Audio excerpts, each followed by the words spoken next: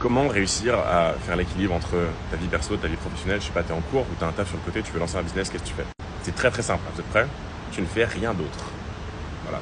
Ça veut dire que tu as une petite pause le midi, je sais pas, tu bosses dessus, tu rentres le soir, tu bosses dessus. Et en fait, il faut juste oublier cette notion d'équilibre.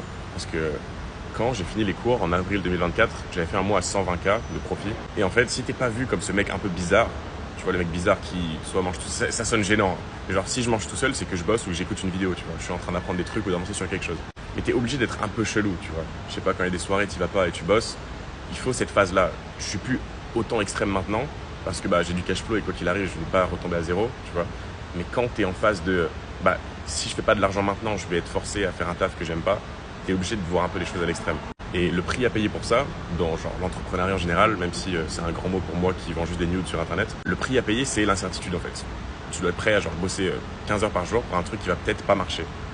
Il n'y a rien qui est garanti et c'est ça qui fait que tant de gens arrêtent, tu vois. Parce que c'est dur de show up tous les jours et de bosser tous les jours alors que à la fin il n'y a pas de salaire, il n'y a pas de paycheck qui t'attend.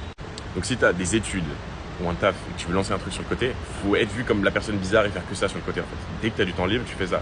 Peut-être que tu vas dormir moins pendant un certain temps, peut-être que tu vas aller moins à la salle. Moi j'ai arrêté d'aller à la salle quand je voulais me focus sur l'argent. Et là même si je bosse toujours encore beaucoup et que je suis en phase entre guillemets de scaling, j'ai le temps d'aller à la salle, tu vois. Je peux consacrer 1 heure à ça et c'est pas un souci.